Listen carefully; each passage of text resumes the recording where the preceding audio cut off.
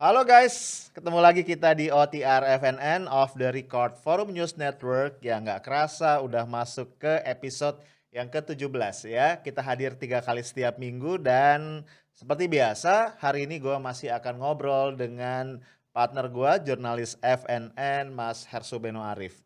Kita sapa dulu ya. Assalamualaikum Mas Hersu. Waalaikumsalam warahmatullahi wabarakatuh. Ini Anda sekarang seniornya Anda hilangin ya, sapaannya ya. Itu intentionally Mas. Jadi kayaknya kita mesti bikin kesepakatan nih mau pakai senior apa enggak. Nah itu. Ya, ya. Soalnya kata-kata or itu sekarang lagi sensitif gitu karena ada disebutnya Oke, pebinor, ada pelakor. pelakor, terus ada Pak Muldoko dipelesetin orang juga jadi muldokor gitu. Itu jadi kelihatannya yang or lagi sensitif nih. Betul betul Mas. Nah ini ngomong-ngomong tentang ini nih kayaknya memang kalau kita buka-buka media yang berseliweran tetap Mas ya. Yang paling hot ini masih soal Pak Muldoko dan Sibolangit kemarin. Hmm. Tapi Mas sebelum ke situ nih kemarin kita juga dapat berita yang menurut saya cukup menarik ya. Ternyata Ya. Pak Amin Rais CS dari TP3 tim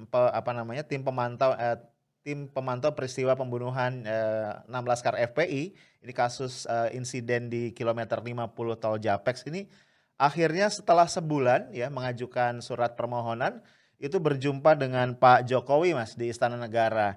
Walaupun ketika saya cek ternyata hanya sekitar 20 menit saja pertemuannya. Ya, jadi jauh lebih lama menunggunya ketimbang ketemunya. Nah ini kayaknya menarik juga nih Mas kalau kita obrolin sebentar ya tentang hal Ya. ini. Gitu Mas Hersu. Setuju, setuju. Tuh TP3 itu tim pengawal, bukan tim Tim pemantau pengawal ya, ya. tim pengawal Ya, pelaku peristiwa pembunuhan. Ya, jadi ini peristiwa KM 50 ya, Bang betul. Arif ya. Itu meskipun 15 menit, menurut saya ini kalau kita secara simbolis politis ini maknanya sih luar biasa menurut saya, Mhm, Bang mhm. Arif. Karena bagaimanapun juga kan selama ini kelihatannya kan pemerintah kekeh itu pada posisi bahwa itu kasus itu sudah selesai, sudah diselesai dan sudah Komnas HAM sudah menyampaikan rekomendasinya dan kemudian juga Bares dan menyerahkan kepada Bareskrim. Tetapi kalau kita lihat dalam kasus ini ada perubahan-perubahan yang cukup signifikan menurut saya yang saya kira kita wajib mencermati gitu. Kita kembali Mhm. membaca berita di balik berita. Kan Ya. sebelumnya ketika kasus ini muncul disebutkan bahwa 6 orang laskar yang sudah tewas itu justru yang dijadikan tersangka gitu.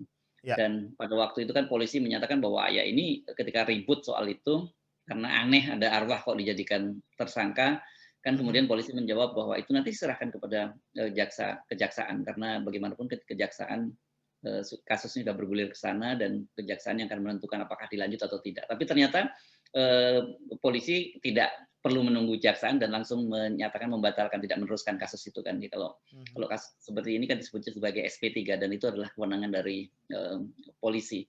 Eh, Surat penghentian perintah penyidikan itu polisi yang berwenang. Dan kemudian kita tahu juga ada kasus ada 3 orang polisi yang sudah ditetapkan menjadi tersangka dalam kasus ini. Dan ini kemudian rangkaian meskipun masih tetap dalam konstruksi bahwa itu merupakan unlawful killing ya kalau Ya. dari Komnas HAM. Tapi perubahan-perubahan terbaru ini kan cukup menarik. Jadi menurut saya perlu diikuti terus gitu rangkaian-rangkaian dari perubahan-perubahan sikap dari presiden ini. Kan kita selalu ngomong soal stimulus demokrasi kemarin ketika Ya. bicara beliau tentang revisi undang-undang ITE, kemudian juga pencabutan lampiran miras dan sekarang ini terbaru mau bertemu dengan apa tim TP3 ini menarik. Ini apalagi di situ yang memimpin meskipun ketua TP3 itu Bang Abdullah Yahya Mahua Mhm. itu ini mantan pentolan KPK yang di pentolan KPK dan ada Pak Amin Rais. Betul. Ini udah lama sekali nih Pak Amin Rais ini tidak pernah bertemu Pak Jokowi. Coba Ya. kita buka-buka lama sih. Jadi bagaimanapun juga menurut saya meskipun itu berlangsung 15 atau 20 menit tetap saja secara politis simbolis itu menarik dan ada hal yang penting. Ini perlu kita ikuti terus Bang Arif. Iya. Mas, terkait dengan itu saya melihat bisa jadi kita menafsirkan atau menduga memang, di balik hal ini, nampaknya ada tarik-menarik ya Mas, di belakang layar yang cukup kuat Ya, gitu ya.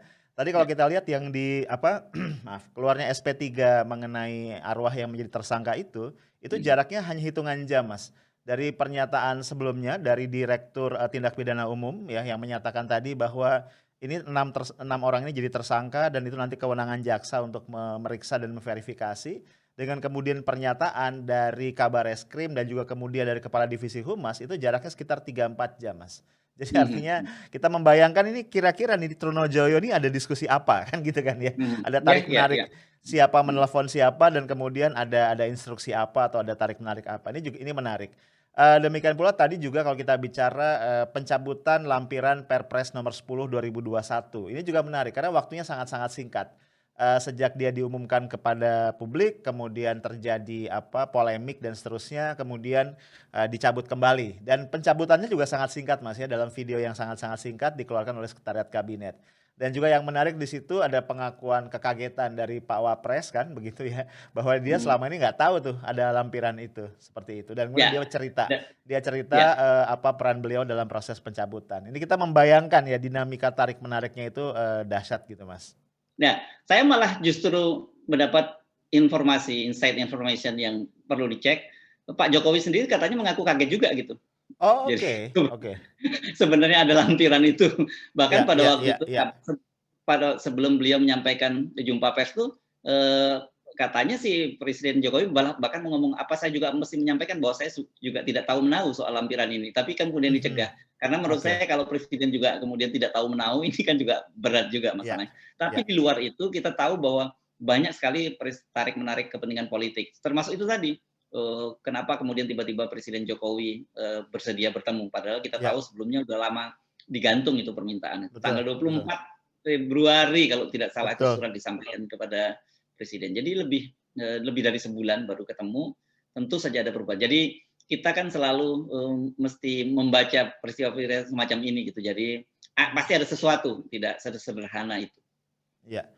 Mas, saya ingin konfirmasi pendapat Mas Hersum. Apakah Ya. kemudian Mas, tanda-tanda ini atau apa yang kita lihat tadi ya, Mhm. mendadak, ada tarik-menarik dan sebagainya ini justru Mhm. semakin apa, semakin memperkuat dugaan bahwa memang kalau kita mengatakan bertanya nih, siapa sebenarnya yang mengatur Indonesia gitu Mas ya, kita tidak mudah mengatakan bahwa yang mengatur itu adalah yang berada di istana gitu. Bisa nggak Mas ke situ kita menafsirkan bahwa ini memang justru tanda-tanda bahwa semakin menguatkan ada kekuatan-kekuatan di luar itu. Let's say ya para oligark dan yang lain-lain. Gimana menurut Ya. Mas Hersum? Saya kira sangat bisa Ya, gitu. Nah, tapi supaya enak nih saya kutip saja misalnya pendapat dari Profesor Salib Said ya. Ini kan profesor ilmu politik dari Universitas Pertahanan yang mhm, saya anggap sebagai guru dan mentor saya juga beliau ini. Beliau selalu menyatakan bahwa beliau tidak yakin bahwa Presiden Jokowi itu 100% berkuasa. Jadi mhm, beliau selalu bertanya-tanya sebenarnya siapa sih sebenarnya di negara ini yang berkuasa? Karena ya, itu kata beliau kan beliau takut sebenarnya walaupun Pak Jokowi minta dikritik. Karena kata mhm, kata beliau nanti kalau Pak Jokowi kalau dikritik Pak Jokowi nanti jangan-jangan oligarkinya yang marah. Gitu. ya, Beda pengalaman beliau dulu dengan ketika di masa Pak Harto. Kalau Pak ya, Harto itu kan clear bahwa yang berkuasa itu Pak Harto. Jadi rambunya jelas kalau Anda mau mhm, kritik jangan kritik Pak Harto dan keluarganya gitu. Itu ya, big tabu gitu, big no. Nah, kalau mhm, sekarang kan mhm, kita kadang-kadang bingung ya, siapa yang kita kritik terus kemudian siapa yang tidak boleh kita kritik karena tiba-tiba ya, kita jeblos saja dan untungnya kan sekarang undang-undang UU ITE mau direvisi dan kemudian Kapolri juga sudah memberikan semacam pedoman gitu dalam mhm, pelaksanaan. Jadi mhm, nggak mudah orang ada buzzer atau ada ini kan ada dua sebenarnya. Ada ya. buzzer, ada spesialis tukang lapor. Ini dua dua tombak kembar ini ya. Buzzer kerjaannya Mas, membuli, 2 profesi apa? baru. Ya. Tapi kalau dalam strategi ininya dia dua tombak kembar gitu kan ya. Betul Yang satu betul, kerjaannya tukang hajar kita membuli kelompok-kelompok oposisi dan mereka itu bebas merdeka kalau dilaporkan juga nggak mhm, diapa-apain. Terus mhm, ada mhm, satu orang yang kerjaannya tukang lapor. Ada coba buka deh Ya. buka-buka semua file itu. Tukang lapornya itu orangnya itu aja. Betul, betul, Gitu. betul, betul. Dan itu Gitu. belongs to parpol tertentu Mas ternyata. Jadi kalau kita cek Yes. orang-orang itu ternyata kader parpol tertentu yang merupakan parpol non parlemen gitu. Ya, ya, Eh, ya, ya. dan yang unik salah satu perempuan kader dari parpol itu justru menjadi orang pertama yang menyambut positif revisi Undang-Undang ITE. Ini pernah pernah saya bahas di salah satu podcast kita di Bang Arif Channel gitu. Ini menarik ya. Dan waktu netizen heboh Ya, ya. Ini memang partai ini katanya bermuka dua atau kalau istilah Mas tadi kayak apa namanya ya ada dua sisi lah kira-kira begitu Mas. ya. Jadi kembali ke pertanyaan Anda tadi, apakah dugaan ini ada oligarki atau saya sering juga menyebutnya deep state gitu, negara dalam Mhm. negara. Itu saya kira itu proven gitu ya. Meskipun Ya, kita tidak bisa menyebut langsung secara tepat, oh ini orangnya, tapi clue-cluenya itu sebenarnya sangat jelas. ya, ya, ya.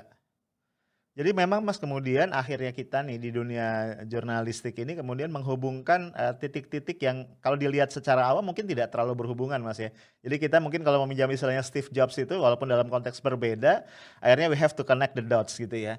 Ya kita ingat Mas kita pernah ngebahas juga di channel ini bagaimana Pak Bamsud misalnya Bamsud Susatyo pernah mengatakan bagaimana para Taipan itu punya kemampuan membeli parpol gitu ya dengan dana yang tidak besar-besar amat sebenarnya cuma 1 triliun per parpol. Nah, Mas dalam konteks ini kita kembali Mas ke kisruh Demokrat nih Mas ya, yang ternyata tambah rame karena memang banyak sekali aspeknya ya, bahkan sampai santet ada di situ ya kalau Mas baca ada salah satu ketua DPD Demokrat di Lebak, DPC Demokrat di Lebak yang nggak terima nih atas peristiwa itu kemudian bukan cuma mengancam akan demo tapi juga mengirim santet Banten kayak gitu ya. Juga saya pas Wah, saya ini ngeri. iya Mas, Kalau saya Lebak ini kan urusannya dengan orang Baduy nih. betul, betul, betul, betul. Saya kemudian mencoba berimajinasi ya, ini kalau ada seorang profesor ilmu politik begitu, itu kemudian dia harus menyusun sebuah teori baru untuk menggambarkan politik kita gitu ya. Belum lagi kita Ya. lihat ada politik uang receh juga Mas ya, masa bayaran dan sebagainya atau kader yang marah karena ternyata cuma dibayar 5 sampai 10 juta dari apa janjinya 100 juta kalau bersedia hadir di Sibolangit. Nah, cuma kan yang menarik adalah begini Mas, orang kemudian mencoba berpikir logik. Ini kan langkah Pak Muldoko ini untuk merebut Demokrat dengan cara yang sangat vulgar ini kan langkah nekat Mas. Ibaratnya apa, ini bom bunuh diri lah kira-kira begitu. Jadi tidak logik kalau dia itu melangkah sendiri. Pasti hitungannya nih gue mesti berhasil nih, kalau enggak dia nggak mungkin senekat itu Mas. Karena dia mempertaruhkan karirnya, mempertaruhkan nama baiknya dan mempertaruhkan banyak hal, apalagi sebagai prajurit TNI.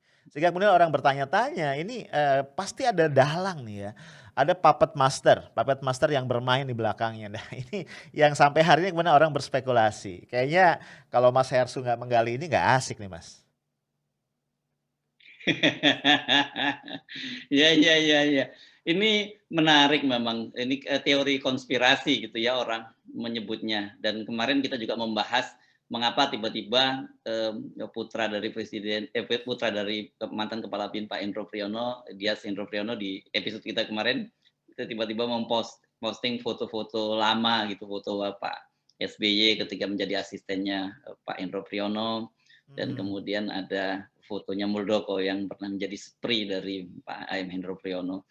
Itu kan kemudian kita coba-coba hubung-hubungkan apa ada hubungannya atau cuma kebetulan saja gitu Hendro itu cuma album kenangan atau Mhm. sebenarnya bisa yang menjadi tadi connecting the dot tadi ya membuat kita Mhm. titik-titik baru.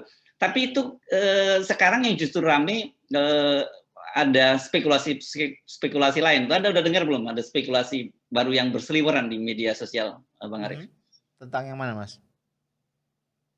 Iya, soal Muldoko dan kelompok-kelompok di luar itu yang mungkin Oke. menjadi yang Anda sebut sebagai Iya, iya, master iya. tadi itu. Iya, saya sih baru terima foto yang menarik ya Mas ya. Ini ada Pak Mhm, Muldoko dalam seragam militernya ini kayaknya waktu jadi panglima mungkin ya Mas ya. Ini di kanan mhm, kirinya mhm, ada tokoh-tokoh nih sosok-sosok nampaknya pengusaha Mas ya, para Taipan ini yang kayaknya mhm. menarik nih untuk kita cermati foto-fotonya Mas Hersu. Coba. Oke, coba kita lihat fotonya yang mana nih? Ini yang kita lihat di layar nih Mas ya. Ada di sebelahnya yang saya kenal Ya. ini ada bosnya Mayapada ya, ada Pak Sri Ah, Dato Tahir. Lalu ada beberapa yang lain Iya ya. iya iya. Ya ya ya ya. Ini menarik ini, foto ini memang yang pakai baju batik ini ya. Baju Betul, batik ini, betul. Datuk Sri Tahir ini bos Mayapada ini.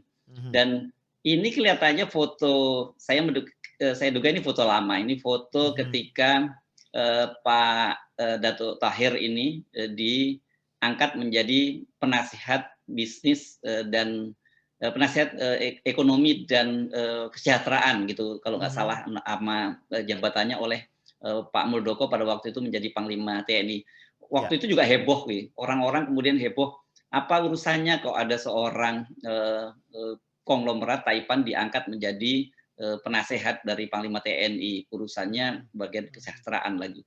Ini nggak lazim memang, tidak ada dalam struktur TNI semacam itu. Di TNI kalau urusan kesejahteraan itu ya asisten logistik, begitu Ya. urusannya. Jadi mereka yang berurusan dengan mengurusi kesejahteraan dari para prajurit gitu. Mhm, mhm, Dan kelihatannya orang kemudian menduga-duga Bang gitu karena mhm. apalagi di samping Pak Muldoko itu kan kalau lihat foto-fotonya ini para Taipan nih kelihatannya ya dari Betul, betul. profilnya itu para Taipan. Mhm, Dan memang berkaitan dengan Dato' Thohir ini jejaknya menarik itu. Dia bukan hanya di situ, bukan hanya di TNI Polri. Beberapa waktu yang lalu kan juga sempat geger tuh foto-foto dia mengenakan seragam Brimob ya, betul, seragam Brimob dan kemudian di situ dia apa bahkan digotong-gotong nih foto-fotonya coba kita lihat nih ada betul. foto-foto dia memakai pakaian Brimob bersama dengan komandan Brimob dan Mhm. juga ada foto dia digendong-gendong oleh pasukan Brimob. Pada waktu itu muncul spekulasi apa sih apa urusannya ini? Ini foto ini kan ketika dia bersama dengan Kakor Komandan Korps Brimob waktu itu Irjen Pol Rudi Sufahriyadi. Mhm. Irjen Pol Rudi Sufahriyadi itu kemudian kita kenal namanya ketika dia menjadi Kapolda Jawa Barat yang dicopot bersama Ya. dengan Kapolda Metro Jaya, Irjen Nana Sujana ketika peristiwa kerumunan di Petamburan dan kerumunan di Megamendung. Mhm, Nah ini foto-foto ini adalah foto bersama dengan Rudi Sufahriyadi dan Bos Maya pada Tahir. Memang mhm. jadi menarik ini. Ternyata sebagai seorang konglomerat dia luas sekali nih. Dia pernah Ya, menjadi penasihat eh, Panglima TNI dan kemudian menjadi warga kehormatan. Kalau nggak salah itu ya, ketika betul. dia di Brimob, jadi dia warga kehormatan Brimob. Jadi Mhm. wajar kalau kemudian orang-orang mempertanyakan apakah Datuk Tahir ini salah satu orang yang berada di balik aksi-aksi Muldoko. Ini wajar lah Mhm, spekulasi semacam ini ya. mhm, Dan itu kalau kita lihat di media sosial itu berseliweran luar biasa ya. betul. Narasinya eh, itu macam-macam, dan serem-serem kita. Bahkan Ya, kalau kita sebagai wartawan tetap harus bersikap apa skeptis dan kritis sampai kita verifikasi apakah betul foto-foto yang muncul di media sosial itu dan kemudian dihubung-hubungkan dengan Pak Muldoko ini menjadi ada apanya ada koneksinya dengan peristiwa yang terjadi saat ini. Tapi ya. tetap saja ini menimbulkan pertanyaan bagaimana seorang pengusaha gitu yang kemudian dia bisa masuk ke berbagai sektor mulai dari TNI dan Brimob. Kan kalau saya kira pasti pemerintah juga punya semacam apa etikanya ya gitu Ya. dan apa-apa yang boleh dan tidak boleh berhubungan dengan para pengusaha dan sebagainya. Karena kita aja di wartawan kan ada dikenal teori yang disebut teori firewall gitu ya. Teori Mhm. firewall ini teori eh, tembok api atau batas api yang nggak boleh dilewati antara kepentingan bisnis dan kepentingan independensi redaksi. Mhm. Apalagi di pemerintahan, apalagi Ya. di kekuasaan berkaitan dengan apa kelompok-kelompok bukan kelompok organisasi yang legal secara bersenjata seperti TNI dan Brimob. Mhm. Jadi saya nggak menyalahkan kalau muncul spekulasi semacam itu, Bang Arif. Nah, Mas, kemudian kan nah, spekulasi ini menjadi apa, menjadi, seru ya ketika dikaitkan dengan, manuver Pak Muldoko, merebut, Partai Demokrat gitu ya, yang dengan segala sebutannya lah, dari mulai agak sopan, kudeta, pembegalan, pembajakan, dan macam-macam ya, itu juga nggak kalah serem. Nah kan kemudian, kita juga nggak bisa melihat kasus Partai Demokrat ini sebatas adalah pengambil alihan partai gitu ya Mas ya. Karena, kalau kita lihat hitung-hitungannya ini jelas kemudian ketika pemerintah berhasil menarik Demokrat, karena Demokrat di bawah Pak Muldoko katakan kemudian keluar misalnya besok-besok ini adalah surat pengesahan dari Kemenkumham, itu berarti kemudian koalisi mayoritas tunggal ini praktis terbentuk begitu. Dan kita bisa bayangkan ke depan ya, apalagi kemudian revisi Undang-Undang Pemilu itu sudah resmi dicabut dari prolegnas. Artinya Pilkada 2022, 2023 itu hampir pasti ya Mas, 99,9% tidak akan dilaksanakan. Berarti akan tahun 2024. Nah, kemudian di sana artinya sudah terbayang ya beberapa agenda, misalnya satu, revisi terbatas atau amandemen terbatas, amandemen kelima terhadap konstitusi besar kemungkinan akan bisa golkan dengan mulus ya. Baik terkait dengan adanya kembali GBHN maupun juga mungkin perubahan dari masa jabatan presiden. Nah, sampai di situ kemudian orang kan jadi merasa agak ngeri-ngeri sedap juga, Mas. Akhirnya hubungannya adalah apakah tadi ya orang-orang seperti Pak Dato Sri Tahir atau yang lain ini memang punya kepentingan dalam konteks ini, Mas Hersul? Ya, ini makin sedap ini, makin ngeri-ngeri sedap ini analisisnya. Tapi make sense sih analisis-analisis semacam itu. Dan sebenarnya nanti kita akan mendapat pembenaran dari sikap pemerintah berkaitan dengan pengesahan kepengurusan dari Demokrat ini. Kalau kemudian ternyata Kemenkumham itu memberikan pengesahan kepada Muldoko, ini jelas pasti ada agenda-agenda besar yang memang akan digulkan oleh pemerintah tadi. Karena kita tahu kan sebenarnya dari sisi apapun sebenarnya tidak ada akal sehat yang membenarkan pengangkatan Pak Muldoko sebagai ketua umum partai Demokrat yang sah. Pertama dari sisi KLB sendiri itu tidak sah karena tidak sesuai dengan ADART, dan itu sudah disinggung oleh Pak Mahfud MD bahwa pegangan pemerintah adalah ADART tahun 2020. Kalau di situ kan jelas bahwa KLB hanya bisa dilakukan oleh inisiatif Majelis Tinggi atau permintaan dari 2/3 DPD dan setengah DPC. Terus itu pun masih dikunci lagi atas juga disetujui oleh Majelis Tinggi. Jadi clear itu. Dan kedua itu syarat diangkat sebagai ketua umum itu kan harus minimal 5 tahun menjadi kader Partai Demokrat. Nah, Pak Muldoko ini baru saja dapat KLB, baru dapat kartu anggota itu pada saat KLB. Disebutnya kartu anggota istimewa. Jadi sebenarnya dari alasan apapun itu tidak mungkin pemerintah melakukan mengesahkan KLB-nya Muldoko. Tapi kalau kemudian pemerintah tetap mengesahkan, ini tentu saja menjadi pertanyaan besar, apa agenda-agenda pemerintah? Karena satu gini, selain soal aturan-aturan yang dilanggar, kelihatannya Pak Muldoko ini kalau kita baca-baca, kemarin kita diskusikan juga, itu melanggar dua hal sebenarnya dalam tradisi TNI. Satu, tradisi TNI itu dalam situasi apapun tidak pernah melakukan kudeta. Ini secara kenegaraan ya. Kemudian ternyata praktek ini di bawah semangat atau nilai-nilai yang luar biasa bagus ini oleh para senior TNI dibawa keluar juga dalam praktek politik. Kita ingat dari kemarin kita singgung Pak Edi Sudrajat ketika kalah lawan Akbar Tanjung dalam Munas Golkar pada tahun 98, itu beliau tidak melakukan kudeta. Bahkan kemudian beliau membangun PKPI. Kan begitu. Dan yang lainnya juga begitu. Pak Wiranto, Pak SBY, Pak Prabowo dan sebagainya. Prabowo itu kalau mau kudeta tahun 99 itu luar biasa, peluangnya besar, dan bahkan banyak kelompok sipil yang pada waktu itu minta Pak Prabowo untuk kudeta.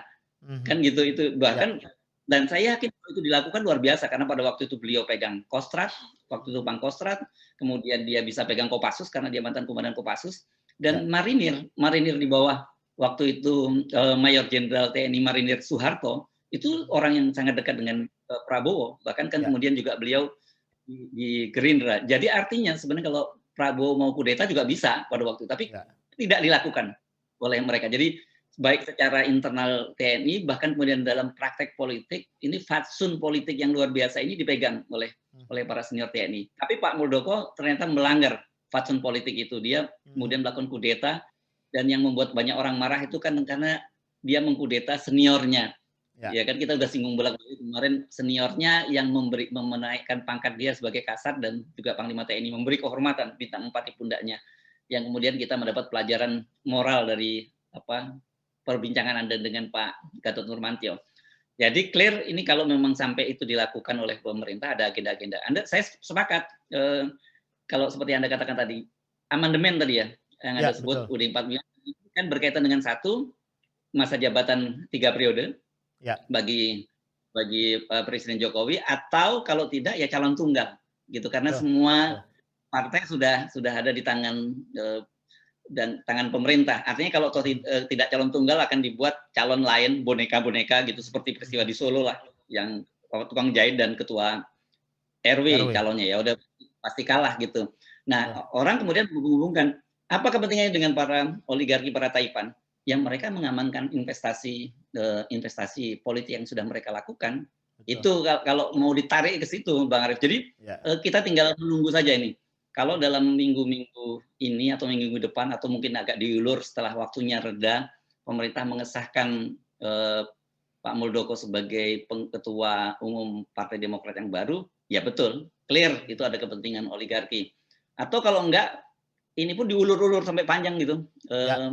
Bang. Jadi nggak usah disahkan, diulur-ulur sampai panjang-panjang, berdarah-darah, dan Ya. Demokrat itu relatif tidak bisa berbuat apa-apa. Jadi Ya. dia akan berkutat dengan persoalan internal dan masalah hukum, tinggal PKS di di di, Ya. di Ya. Ya. parlemennya nggak bisa apa-apa juga begitu. Ya. Kita juga perlu melihat Mas, karena kan sekarang kenapa mereka berani melawan KLB? Rupanya mereka kemudian bertempurnya adalah dalam upaya untuk membangun narasi bahwa penetapan ADART versi tahun 2020 itu tidak sah, Mas. Sehingga KLB itu dilakukan berbasis ADART Demokrat tahun 2005 yang memang tidak ada institusi majelis tinggi di situ. Nah, jadi kayaknya bertempurnya itu akan di situ ya. Jadi tim KLB Demokrat ini Sibolangit ini akan mencoba untuk membangun narasi ke arah situ. Ini yang menarik. Nanti kita lihat seperti apa Kemenkumham. Tapi yang perlu kita khawatirkan juga, Mas, ini ternyata media-media asing ini juga jeli melihat dan cermat mengamati ya. Ini bahkan salah satu media di Australia ini sudah mengangkat tajuk, ini di Australia, sudah mengangkat tajuk berita atau judul berita yang ngeri-ngeri sedap ya. Ini saya bacakan aja judulnya, Indonesia moves closer to one party rule as Jokowi 8 takes over opposition. Jadi sudah membuat kesimpulan yang cukup tajam bahwa kita memang mengarah ke one party rule dan tentu ini mimpi buruk untuk demokrasi. Nah, lalu juga saya melihat di Twitter dari teman kita Mas Gede Seriana Yusuf itu ada analisis yang menarik. Jadi kalau kita lihat kenapa sampai hari ini pemerintah, istana dan Pak Jokowi tidak bersuara, nampaknya lagi pusing katanya begitu. Karena buah si malakama ini, kalau disahkan tadi yang kita bicarakan, berarti penilaian publik ya tentang campur tangan pemerintah, adanya agenda 2024 dan sebagainya itu menjadi menemukan pembenaran. Tapi kalau tidak disahkan, artinya pemerintah punya kewajiban, punya hutang untuk melakukan langkah-langkah yang serius. Misalnya, ya pemecatan pada KSP Muldoko yang jelas-jelas melakukan langkah yang sangat merugikan nama baik pemerintah. Nah, nampaknya disitulah kemudian timbangan-timbangan itu membuat istana sampai hari ini menjadi gamang, Mas, untuk bersikap. Itu Mas Hersu. Ya, saya kira masuk akal kalau tadi yang dianalisis oleh para pengamat dari luar negeri dan mereka ini kan karena berjarak dari kita gitu biasanya bisa jauh lebih objektif ya. Dia melihat Ya. clear secara kristal clear gitu ya dia melihatnya begitu.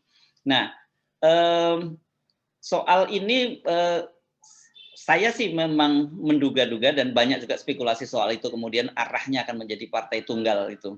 Nih, tapi kalau partai tunggal ini menjadi kayak PKC dong Bang Arief, kayak di Cina dong. Atau partai buruh di Korea Utara, Mas. Partai buruh di Korea Utara ya. Ya.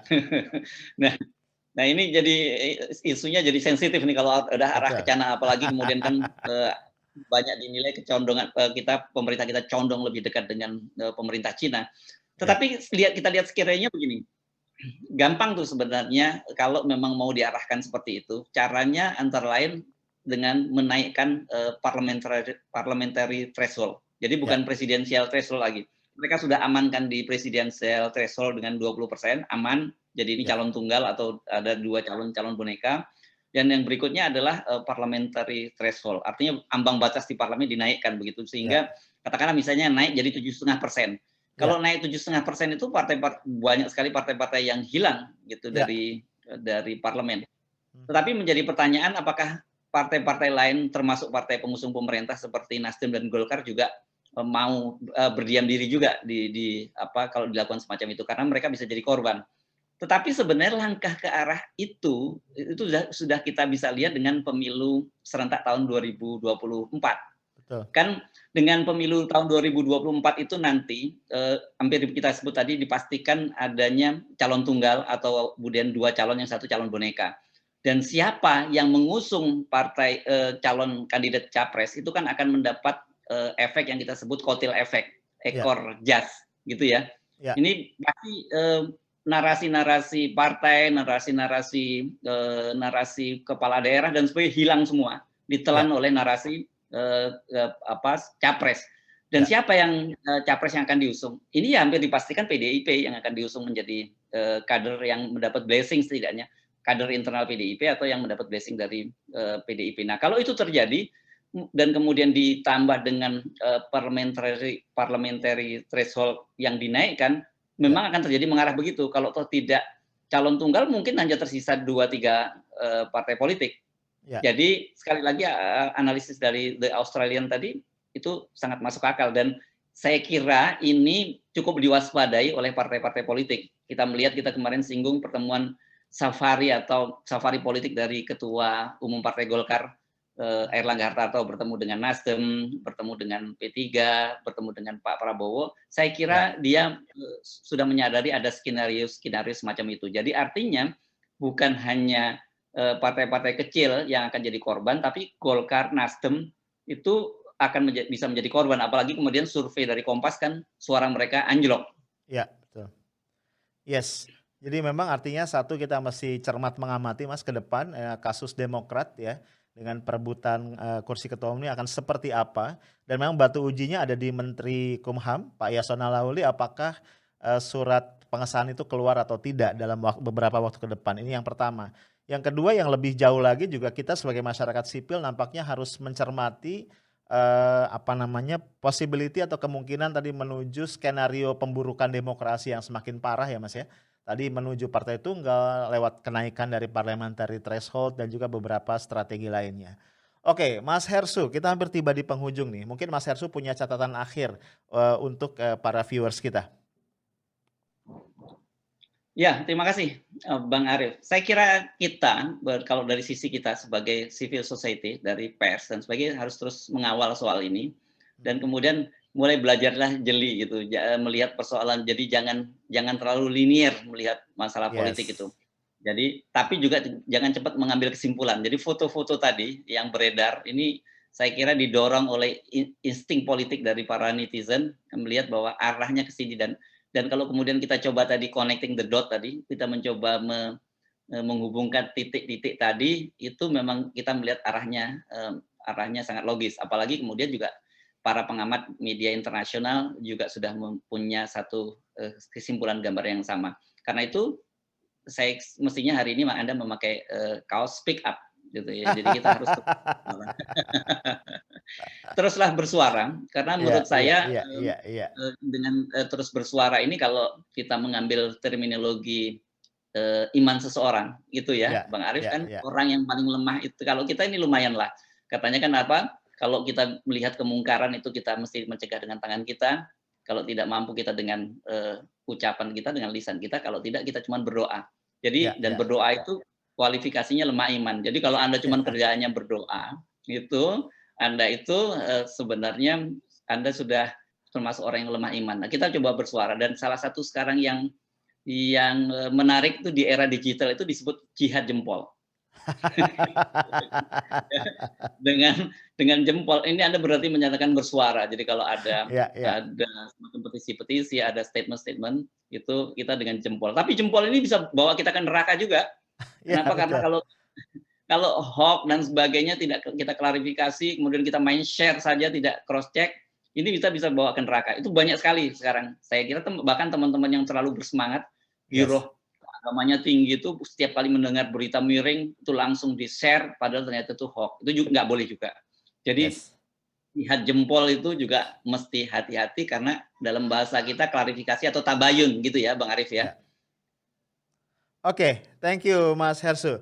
Baik guys, itu tadi akhir dari perbincangan gue dengan Mas Hersu Beno Arif.